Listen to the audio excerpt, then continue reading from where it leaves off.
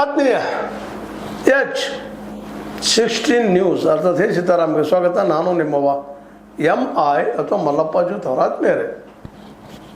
ಜಗದಲ್ಲಿ 4ನೇ ಆರ್ಥಿಕ ಬಲಿಷ್ಠ ದೇಶ ಅಂತ ಹೇಳ್ಕೊಳ್ಳೋದು ಭಾರತ. ನಮ್ಮ ನಾಯಕರು, ಅದರಲ್ಲೂ BJP ನಾಯಕರು ಸಾಕಷ್ಟು ಹೇಳ್ತಾ ಇದ್ದಾರೆ 4th ನಂಬರ್ ಇದ್ದೀವಪ್ಪ ನಾವು, 4ನೇ ನಂಬರ್ ಅಂತೇಳಿ. ಈಗ 6ನೇ ನಂಬರ್ಗೆ ಬಂದಿದ್ದೀವಿ. ಇನ್ನು ಎಷ್ಟು ಇಳಿತೀವೋ ಮೇಲೆ ಇರ್ತೀವೋ ಗೊತ್ತಿಲ್ಲ. ಈಗಂತೂ 6ನೇ ನಂಬರ್ಗೆ ಬಂದ. ಪರ್ ಕ್ಯಾಪಿಟಲ್ ಇನ್ಕಮ್, ಪ್ರತಿಯೊಬ್ಬ ವ್ಯಕ್ತಿ ಇನ್ಕಮ್ಮ ಜಗತ್ತಿನ 142ನೇ ನಂಬರ್ದಲ್ಲಿದೆ. ಬೇರೆ ಬೇರೆ ದೇಶ ಕಲ್ಪನೆ ಮಾಡ್ಕೊಂಡಾಗ, ಅಲ್ಲಿ ವಾಸ್ತುಸ್ಥಿತಿ ತಿಳ್ಕೊಂಡಾಗ, ಅಲ್ಲೇ ರೇಷೋ ತಿಳ್ಕೊಂಡಾಗ 142ನೇ ನಂಬರಲ್ಲಿ ನಮ್ಮ ಬಡತನ ಅದ. ನಾವು ಈಗಾಗಲೇ ಮಲ್ಟಿ ಡೈಮೆನ್ಷನಲ್ಲು ಅದು ಇದು 25 ಕೋಟಿ ಜನರ ಬಡತನ ಇಳಿಸಿದ್ದೀವಿ. ಹಾಗೆಯೇ ನಮ್ಮ ಸರ್ಕಾರಿ ಮೀಡಿಯಾ ಬಿತ್ತರಿಸ್ತಾ ಇರ್ತದೆ. ಅದರಲ್ಲೂ ಗೋಧಿ ಮೀಡಿಯಾ ಅಂತೂ ವೈಭವೀಕರಿಸಿ ಹೇಳ್ತಾ ಇರ್ತದೆ. ಆದರೆ ಇವತ್ತು ವಾಸ್ತವ ಏನಾಗ್ಯದಪ್ಪ ಅಂದರೆ, ಇವತ್ತು ಈಗ ನೀವು ನೋಡ್ತಾ ಇದ್ದೀರಿ, ಕಾಕ್ರೋಚ್ ಜನತಾ ಪಾರ್ಟಿ ಯಾಕೆ ಎತ್ತಿದ್ವು ಏಕಾಏಕಿ ಒಂದು ವಾರದಲ್ಲೇ 2 ಕೋಟಿಗೂ ಮಿಕ್ಕಿ 2.3 ಕೋಟಿ 5 ಕೋಟಿ ಆಗ್ತಿತ್ತು ಏನೋ ಭಾಳಷ್ಟು ಬ್ಯಾನ್ ಹಾಕಿ ಮತ್ತೇನೋ ಮಾಡಿದ್ದಾರೆ ಅಂತೇಳಿ ಸುದ್ದಿಗಳಿದ್ದಾವೆ. ಸರ್ಕಾರ ಅಂತ ತಳ್ಳಲಿಕ್ಕಿರ್ತದೆ ಯಾಕಾಯಿತು? BJPಗಿದ್ರು ಹೆಚ್ಚಾಯಿತು, ಕಾಂಗ್ರೆಸ್ಗಿದ್ರು ಹೆಚ್ಚಾಯಿತು, ಆಮ್ ಆದ್ಮಿಗಿದ್ರು ಹೆಚ್ಚಾಯಿತು. ಹೆಂಗಾಯ್ತು ಇದಿಷ್ಟು ದೊಡ್ಡ ಪ್ರಮಾಣದಲ್ಲೇ? ಸ್ಥಾಪಿತ ಪಾರ್ಟಿಗಳಿಂದಲೂ ಹೇಗಾಗಿ ಒಮ್ಮೆಗೆ ಕಾಕ್ರೋಚ್ ಪಾರ್ಟಿ ಯಾಕೆ ಹೊಡಿತು? ಇದನ್ನು ಇವತ್ತು ನಾವು ನಿಂತು ವಿಚಾರ ಮಾಡಬೇಕಾಗಿದೆ. ಎಲ್ಲ ನೆಲೆಗಟ್ಟಿನಲ್ಲೇ ಅಸಮಾಧಾನ ಇಡೀ ಯುವ ಜನಾಂಗದಲ್ಲಿ ಕೂಡಿದ ಕಾರಣ ಇಷ್ಟ. ಉದ್ಯೋಗ ಇಲ್ಲ ಅಂದರೆ ಬೀದಿಗೆ ಬಿದ್ದಂಥ ಪರಿಸ್ಥಿತಿ, ಬಡತನ ಪರಿಸ್ಥಿತಿ, ಈ ನಿರುದ್ಯೋಗದಿಂದ ಬದುಕೋದು ಕಷ್ಟ ಆಗಿಬಿಟ್ಟದ. ಹೀಗಾಗಿ ಇಡೀ ದೇಶದ ತುಂಬ ಹೆಚ್ಚು ಕಡಿಮೆ ಇವತ್ತು ಈ ಒಂದು 62% ನಮ್ಮ ಯುವಕರು ಬೀದಿಯಲ್ಲಿ ಬಿದ್ದಿದ್ದಾರೆ, ಉದ್ಯೋಗ ಇಲ್ಲ ಅನ್ನುವಂಥ ಪ್ರಸಂಗ.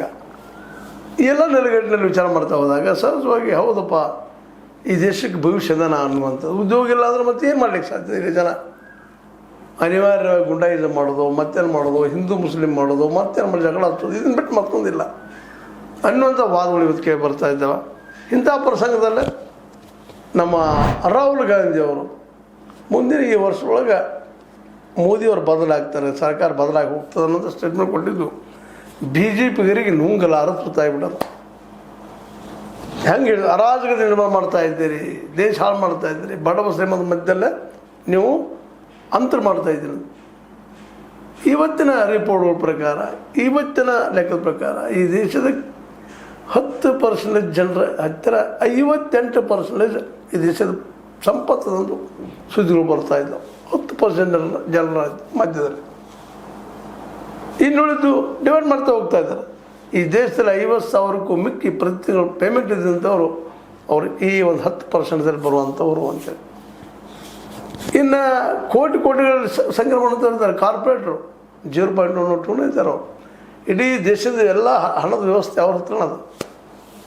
ಈ 90% ಜನ ಬಡವರು ಏನಿದ್ದಾರೆ ಅವ್ರ ಜೊತೆಗೆ ಈ ದೇಶ 6, 8, 10% ದುಡ್ಡಿದೆ, ಆಸ್ತಿ ಇದೆ, ಸಂಪತ್ತು. ಇಲ್ಲಿ ಯಾವುದೂ ಇಲ್ಲಿ ನಮಗೆ ನೇರವಾಗಿ ಲೆಕ್ಕಪತ್ರ ಸಿಗಲಿಕ್ಕೆ ಸಾಧ್ಯ ಆಗ್ತಾ ಇಲ್ಲ. ಕಾರಣ ಅಂದ್ರೆ ಸರ್ಕಾರ ಇದ್ದಂಥದ್ದು ಇಲ್ಲೇ ಈ ಸರ್ವೆಯನ್ನು ಮಾಡಿಸ್ತಾ ಇಲ್ಲ ಅನ್ನುವಂಥದ್ದು. 2011 ನಂತರ ಪಾಪ್ಯುಲೇಷನ್ ಸರ್ವೆ ಇಲ್ಲ, ಜಾತಿ ಸರ್ವೆ ಅಂತ 1931 ಆಗೇ ಇಲ್ಲ. ಮತ್ತು ಇಲ್ಲಿ ಬಡವರು ಎಷ್ಟದ ಶ್ರೀಮಂತದ್ದು ಗೊತ್ತಿಲ್ಲ. ನಾವು ಲೆಕ್ಕ ಮೇಲೆ ಹೇಳುವಂಥದ್ದು 81 ಕೋಟಿ ಜನ 5 ಕಿಲೋ ಅಕ್ಕಿ ನಿಲ್ತಾ ಇರೋದ್ರೆ ಇವರೆಲ್ಲ ಬಡವರ, ಇವ್ರಿಗೆ ಉದ್ಯೋಗ ಇಲ್ಲ ಅನ್ನೋದು ನಕ್ಕಿ ಆದಂಗನೇ ಇದು. ಇನ್ನೇನು ಇದಕ್ಕೆ ಅಂತ ಮಾನದಂಡ ಬೇಕಾದ್ರೆ ಸ್ವತಃ ಸರ್ಕಾರ ಹೇಳುವಂಥದ್ದು. ಇದ್ರೆ ಒಂದು 5 ಕಿಲೋ ಅಕ್ಕಿ ಕೊಟ್ಟು ಇದು ಸವಾಲು ಮಾಡಿ ಇಡುವಂಥದ್ದು. ಈ ಜನ ಎದ್ದು ನಿಲ್ಲಬಾರದಪ್ಪ ಈ ಇಂಬ್ಯಾಲೆನ್ಸ್ ಅಂತ ಅರ್ಥವ್ಯವಸ್ಥೆ. ಇದನ್ನು ಅರ್ಥಕೊಳ್ಳೋ ಸಮಯದಲ್ಲಿನ ಕಾಕ್ರೋಚ್ ಜನತಾ ಪಾರ್ಟಿ ಹುಡ್ಕೊಂಡ್ಬಿಡ್ತೀವಿ ಏಕಾಗಿ. ಅದು ಇಡೀ ಯುವ ಜನಾಂಗದ ಅತೃಪ್ತಿ, ಅಸಮಾಧಾನ, ನೋವು, ಸಂಕಟ, ಬಡತನ, ನೀರಡಿಕೆ ಎಲ್ಲೆಲ್ಲ ಕೂಡಿಬಿಡ್ತದೆ. ಅದಕ್ಕಾಗಿನ ಒಂದೇ ಒಂದು ವಾರದಲ್ಲೇ 2.5 ಕೋಟಿಗೂ ಈಗ 3 ಕೋಟಿ ಆಗಿದ್ದು, 4 ಕೋಟಿ ಆಗಿದ್ದು. ಅದು ಸರ್ಕಾರದ ಖರ್ಚು ಮಾಡ್ಲಿಕ್ಕೆ ಪ್ರಯತ್ನ ಮಾಡ್ಲಿಕ್ಕೆ ಮಾಡ್ತಾರೆ. ಇವೆಲ್ಲನೂ ಲೆಕ್ಕ ಹಾಕಿ ನೋಡಿದಾಗ ಇವತ್ತು ಈ ದೇಶಕ್ಕೆ ಏನಾಗಿದೆಪ್ಪ ಅಂತಂದ್ರೆ, ಈ ಒಂದು ಜಂಜಿ ನೆಪದಲ್ಲೂ ಆ ನೆಲೆಯಲ್ಲೂ ಏನು ಮೂಮೆಂಟ್ ಸ್ಟಾರ್ಟ್ ಆಗ್ಯದ. ಈ ಮೂಮೆಂಟ್ಗೆ ಒಂದು ನೇತೃತ್ವನೂ ಬೇಕಾಗಿದೆ. ಯಾಕಂದರೆ ಇದು ಪ್ರವಾಹಕ್ಕೆ ಒಂದು ಶಕ್ತಿ ಬೇಕಾಗ್ತದೆ ನಡೆಸ್ಕೊಂಡು ಹೋಗುವಂಥದ್ದು. ಆ ಶಕ್ತಿ ಯಾರು ಅನ್ನೋದು ಇವತ್ತು ಪ್ರಶ್ನೆ ಆಗ್ಯದ. ಯಾಕಂದರೆ ಇವತ್ತು ಬಿ ಜೆ ಪಿ ಸರ್ವರಂಗದಲ್ಲೂ ಸೋತದಂತೇಳಿ ಆ ಕಾರಣಕ್ಕೆ ಇವತ್ತು ಕಾಕ್ರೋಚ್ ಜನತಾ ಪಾರ್ಟಿ ಈ ಮೀಡಿಯಾದಲ್ಲಿ ಎದ್ದುಬಿಟ್ಟದ, ಅದರಲ್ಲೂ ಸೋಷಿಯಲ್ ಮೀಡಿಯಾದಲ್ಲೇ. ಇದರ ಹಾವಳಿ ಯಾವ ರೀತಿ ಅದಪ್ಪ ಅಂತಂದ್ರೆ, ಯಾವ ಸಂದರ್ಭದಲ್ಲಿ ನಮ್ಮ CJI chief justice of India Suryakant ಹೇಳಿದರು, ಕಾಕ್ರೋಚ್ ಹೋಲಿಸಿದ್ರು, ಪ್ಯಾರಾಸೈಡ್ಸ್ ಅಂದರು, ಆಗಿನ ಸ್ಫೋಟ ಆಗ್ತಾಯಿದೆ. ಸ್ಫೋಟ ಇದರ ಹೊಡೆದು ಯಾರು ಬೀಳ್ತಾ ಇದೆ ಅಂದರೆ ಈ TJP ಜನತಾ ದಳಕ್ಕೆ, ಭಾರತೀಯ ಜನತಾ ದಳಕ್ಕೆ, KJP ಅಂತ BJP ಹೊಡೆದು ಬೀಳ್ತಾ ಇದೆ. ಕಾರಣಪ್ಪ ಏನಂತಂದ್ರೆ ಇಲ್ಲೇ ಬಡತನ. ಇದಕ್ಕಾಗಿ ಅಂತ ಜನ ಸೆಳೆದು ಹೇಳ್ತಾ ಇದ್ದಾರೆ. ಸ್ವತಂತ್ರವಾದ ಮೀಡಿಯಾಗೆ ಬೇಕಾಗಿರುವುದು ಸ್ವತಂತ್ರ ಧ್ವನಿ. ಆ ಸ್ವತಂತ್ರ ಧ್ವನಿ ಉಳಿಸಲು ನೀವು ಮಾಡಬೇಕಾದದ್ದು ಇಷ್ಟೇ. ಅದೇನಪ್ಪಾ ಅಂತಂತಂದ್ರೆ, ನಿಮ್ಮ ಕೈಲಾದಷ್ಟು ಸಹಾಯ ಈ ಚಾನಲ್ಗೆ ಮಾಡಿ ಹಾಗೂ ನಿಮ್ಮ ಧ್ವನಿಯನ್ನು ಕಾಪಾಡಿಕೊಳ್ಳಿ. ಇವತ್ತು ಚರ್ಚೆ ನಡೀತಾ ಇದೆ ದೇಶ ತುಂಬ. ಅದರಲ್ಲೂ ಬಡವ ಮತ್ತು ಶ್ರೀಮಂತರ ಮಧ್ಯದಲ್ಲಿ ನಡೀತಿರೋ ಒಂದು ಅಂತರದಿಂದಾಗೆ ಇವತ್ತು ಜನರಲ್ಲಿ ರೋಷ ಹೋಗ್ತಿರ್ತಕ್ಕಂಥ, ನಮಗೆಲ್ಲ ಬದುಕಾಗಿ ಸಹಿತ ನಮಗೆ ದುಡ್ಡು ಸಿಗ್ತಾ ಇಲ್ಲ, ಒಂದು ಕಡೆ ದುಡ್ಡು ಹಂಗೆ ಸಂಗ್ರಹ ಆಗ್ತದಂತ ಅಸಮಾಧಾನ ಕೊಡ್ತಾ ಇದೆ. ಈ ದೇಶದ 90% ಜನ ಅಸಮಾಧಾನ ಅಂದ್ಕೊಂಡಿದ್ದಾರೆ. ನಮ್ಮ ಬದುಕು ಹೆಂಗಪ್ಪ, ನಾಳೆ ಹೆಂಗೆ, ಏನ ಎಂತ ಅಂತೇಳಿ. ಇಂಥ ಸಂದರ್ಭದಲ್ಲಿ ಚರ್ಚೆಗಳು ನಡೀದು ಸ್ವಾಭಾವಿಕ. ಇವತ್ತು ಆ ಎಲ್ಲ ನೆಲೆಗಟ್ಟಿನಲ್ಲೇ ಒಂದು ವರ್ಷದಲ್ಲಿ BJP ಸರ್ಕಾರ ಅಥವಾ ಮೋದಿ ಸರ್ಕಾರ ಬೆಳೆದಿದೆ ಅನ್ನೋದಕ್ಕಾಗಿ ನಮ್ಮ ಏನಪ್ಪ ಅಂತಂದ್ರೆ, ವಿಶೇಷವಾಗಿ ಸಂಬಿತ್ ಪಾತ್ರ ಅವರು ಏನು ಹೇಳ್ತಾ ಇದ್ದಾರಪ್ಪ ಅಂತಂದ್ರೆ, ರಾಹುಲ್ ವಿದೇಶ ಪ್ರವಾಸಕ್ಕೆ ಆರ್ಥಿಕ ನೆರವು ನೀಡುವ ವಿದೇಶಿ ಕಂಪನಿಗಳು ಮತ್ತು ಜಾರ್ಜ್ ಸೊರೋಸ್ ಅಂಥವರ ವಿದೇಶಿ ಕಾರ್ಯಸೂಚಿಯ ಭಾಗವೇ ಈ ಹೇಳಿಕೆ. ಏನು ಹೇಳಿದಾರ, ಒಂದು ವರ್ಷ ಮೋದಿಯವ್ರ ಸರ್ಕಾರ ಬಿದ್ದು ಹೋಗ್ತದೆ ಅನ್ನೋಕೆ ಈ ಅರಾಜಕತೆ ಹುಟ್ಟಾಗ್ತಾ ಇದ್ದಾರೆ ಅಂತವ್ರು. ಇಲ್ಲಿ ಏನೂ ಇಲ್ಲ, ಎಲ್ಲ ನೆಮ್ಮದಿಯಿಂದ ಅನ್ನೋದು ಸಂಬಿತ್ ಪಾತ್ರ ಅವ್ರದ್ದು ಒಂದು ವಿಚಾರ. ಅದೇ ಕಾಲಕ್ಕೆ ದೇವೇಂದ್ರ ಫಡ್ನವೀಸ್ ಅನ್ನೋಂಥ ವ್ಯಕ್ತಿ ಅಥವಾ ನಮ್ಮ ಮಹಾರಾಷ್ಟ್ರದ ಮುಖ್ಯಮಂತ್ರಿ NDA ಸರ್ಕಾರ ಪತನವಾಗಲಿದೆ ಎಂಬ ಕಾಂಗ್ರೆಸ್ ನಾಯಕರ ಹೇಳಿಕೆ ಹಗಲುಗನಸು ಕಾಣುವಂಥದ್ದು ಅಂತೇಳಿ ಇರ್ಬೋದು, ಹಗಲುಗನಸು ಅವ್ರ ದೃಷ್ಟಿಯಲ್ಲಿ. ಆದರೆ ಜನರಲ್ಲಿ, ಯುವಕರಲ್ಲಿ ಅತೃಪ್ತಿ ಇದೆ ಅನ್ನೋದನ್ನು ನಾವು ಸುಳ್ಳು ಅನ್ನಲಿಕ್ಕೆ ಆಗೋದಿಲ್ಲ, ಅದನ್ನೆಲ್ಲ ಹೇಳಲಿಕ್ಕೆ ಆಗೋದಿಲ್ಲ. ನರೇಂದ್ರ ಮೋದಿ ಅವರ ಸರ್ಕಾರ ಒಂದು ವರ್ಷದಲ್ಲಿ ಪತನವಾಗಲಿದೆ ಎಂದು ಕಾಂಗ್ರೆಸ್ ಅಲ್ಪಸಂಖ್ಯಾತ ವಿಭಾಗದ ಸಲಹಾ ಮಂಡಳಿ ಸಭೆಯಲ್ಲಿ ರಾಹುಲ್ ಗಾಂಧಿ ಹೇಳಿದ್ದಾರೆ. ಇದೇನಪ್ಪ ಅಂತಂದರೆ, ಪಿಯೂಷ್ ಗೋಯಲ್ ಅವರು ಟೀಕಾ ಮಾಡ್ತಾ ಇದ್ದಾರೆ. ತಮ್ಮ ಇದರಲ್ಲಿ ಬರೀತಾ, ಕಾಂಗ್ರೆಸ್ ನಾಯಕ ರಾಹುಲ್ ಗಾಂಧಿ ಅವರು ದೇಶದ ರಾಜಕೀಯ ಸೃಷ್ಟಿಸುವ ಮೂಲಕ ನರೇಂದ್ರ ಮೋದಿ ಅವರ ಸರ್ಕಾರವನ್ನು ಅಸ್ಥಿರಗೊಳಿಸುವ ಪಿತೂರಿ ನಡೆಸುತ್ತಿದ್ದಾರೆ.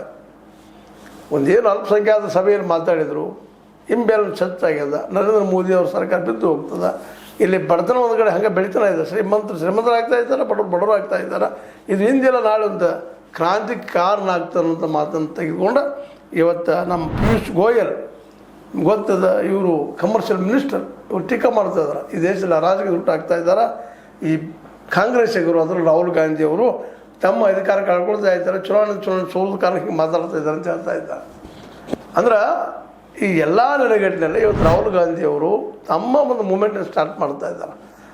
ಆದ್ರೆ ಇಷ್ಟು ಮಾಡಿದ್ರೆ, ಇತ್ತು ಸ್ಟೇಟ್ಮೆಂಟ್ ಕೊಟ್ಟರೆ ಅಥವಾ ಒಂದು ಏನೋ ಇವತ್ತು ನಮ್ಮಲ್ಲಿದ ಎಕ್ಸ್ನಲ್ಲೋ ಮತ್ತೆಲ್ಲೋ ಬರ್ಕೊಂಡ್ಬಿಟ್ರೆ ಕ್ರಾಂತಿ ಆಗ್ತದನ ಅಂತೇಳಿ ಇದು ಕಾರ್ಯರೂಪ ಬರಬೇಕಾಗಿತ್ತಪ್ಪ ಅಂದರೆ ಇವತ್ತು ಮೂಮೆಂಟ್ ಅದ ಜನರಿಗೆ ಹಸಿವಿನ ಸಂಘ ಜೋರಾಗ್ಯದ. ಉದ್ಯೋಗಿಲ್ಲ, ನಿರುದ್ಯೋಗಿಗಳಾಗಿದ್ದಾರೆ. ಇವತ್ತು ಯುವಕರೆಲ್ಲ ಬೀದಿಗೆ ಬಿದ್ದಿದ್ದಾರೆ. ಅವರಿಗೆಲ್ಲ ಇವತ್ತು ಲೀಡರ್ಶಿಪ್ ತೊಗೊಂಡು ಈ ಹೋರಾಟವನ್ನು ಆರಂಭ ಮಾಡಬೇಕಾಗಿದೆ.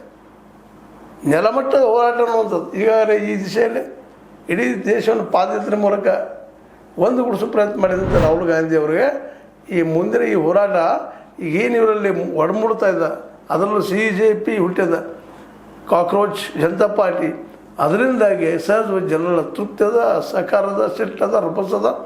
ಈ ರಭಸವನ್ನು ಪರಿವರ್ತನೆ ಮಾಡಿಕೊಂಡು ಹೋರಾಟದ ರೂಪದಲ್ಲಿ ತೊಗೊಂಡು ಹೋಗುವಂಥ, ಬೀದಿಗಿಳಿದು ಹೋರಾಟ ಮಾಡುವಂಥ ಒಂದು ಶಕ್ತಿ ಬರಬೇಕಾಗಿದೆ. ಆ ಶಕ್ತಿ ತರೋ ದಿಶೆಯಲ್ಲಿ ಏನಾದರೂ ನಮ್ಮ ರಾಹುಲ್ ಗಾಂಧಿ ಅವರು ಪ್ರಯತ್ನ ಮಾಡ್ತಾ ಇದ್ದಾರಾ ಅನ್ನುವಂಥ ಇನ್ನೊಂದು ಪ್ರಶ್ನೆ ಹುಟ್ಟಿದೆ. ಯಾಕಂದರೆ ದೇಶದಲ್ಲಿ ಅರಾಜಕತೆ ಹುಟ್ಟಾಕೋದು ಮತ್ತೆ ಮಾಡೋದು ಕೆಲಸ ಮಾಡ್ತಾ ಇದ್ದಾರೆ. ಇಲ್ಲಿ ಬಡವ ಮತ್ತು ಶ್ರೀಮಂತರ ಮಧ್ಯದಲ್ಲಿ ಯುದ್ಧ ಹೆಚ್ಚುವಂಥ ಪ್ರಯತ್ನ ಮಾಡ್ತಾ ಇದ್ದಾರೆ. ಇದು ತಪ್ಪದ, ಇದು ಅರಾಜಕತೆ ಕಾರಣ ಆಗ್ತದೆ ಅನ್ನೋಂಥ ಮಾತನ್ನು ಇವತ್ತು BJP ಅನೇಕ ನಾಯಕರು, ಸುಧಾಂಶು ತ್ರಿವೇದಿ ಅವರಾಗಿರ್ಬೋದು, ಸಂಬಿತ್ ಪಾತ್ರ ಅವರಾಗಿರ್ಬೋದು, ದೇವೇಂದ್ರ ಫಡ್ನವೀಸ್ ಅವರಾಗಿರ್ಬೋದು, ಅಥವಾ ನಮ್ಮ ಪಿಯೂಷ್ ಗೋಯಲ್ ಅವರಾಗಿರ್ಬೋದು, ಅನೇಕ ಇವತ್ತಿನ BJP ನಾಯಕರು ಒಂದು ರೀತಿಯಿಂದ ಏನಪ್ಪ ಅಂದ್ರೆ ಸ್ಲೋಗನ್ ಹಾಕ್ತಾ ಇದ್ದಾರೆ. ರಾಹುಲ್ ಗಾಂಧಿಯಿಂದಾಗಿ ಈ ದೇಶದಲ್ಲೇ ಬಡವ ಮತ್ತು ಶ್ರೀಮಂತರ ಮಧ್ಯದಲ್ಲಿ ಏನೋ ಒಂದು ಹತ್ತುವಂಥದ್ದಂತ ಒಂದು ಮಾತು ಇನ್ನೊಂದು ಹೇಳಿದ್ದಾರೆ ಅವರು. ಇನ್ನು ಬರ್ತಾ ಜನರ ಹಸಿವಿನ ಸಂಖ್ಯೆ ಹೆಚ್ಚಾಗಿ, ನಿರುದ್ಯೋಗ ಹೆಚ್ಚಾಗಿ ಈ ಹಿಂದೂ ಮುಸ್ಲಿಂ ಮಾಡುವಂಥ ಕೆಲಸ ಏನದಲ್ಲ ಇದು ಫೇಲ್ಯೂರ್ ಆಗ್ತಾ ಹೋಗ್ತದೆ, ಸೋಲ್ತದೆ. ಯಾಕೆ ಇವ ಹಸಿವಿನ ಯುದ್ಧ ಇದು, ಹಸಿವೆ ನಡೆಯುವಂಥ ಒಂದು ಹೋರಾಟ ಇದು ಅನ್ನುವಂಥ ಮಾತನ್ನು ಹೇಳೋದು ನೋಡಿದ್ರೆ ಇದು ಅಷ್ಟು ಸುಲಭವಾಗಿ ನಿಂತು ಹೋಗುವಂಥದ್ದೆಲ್ಲ. ಅದೇ ಕಾಲಕ್ಕೆ ಇವತ್ತು ರಾಹುಲ್ ಗಾಂಧಿಯವರು ಅರಾಜಕತೆಯನ್ನು ಸೃಷ್ಟಿ ಮಾಡ್ತಾ ಇದ್ದಾರೆ ಅಂತ ಇನ್ನೂ ಹೇಳ್ತಾ ಇದ್ದಾರೆ, ಇಲ್ಲ ಅಂತಲ್ಲ.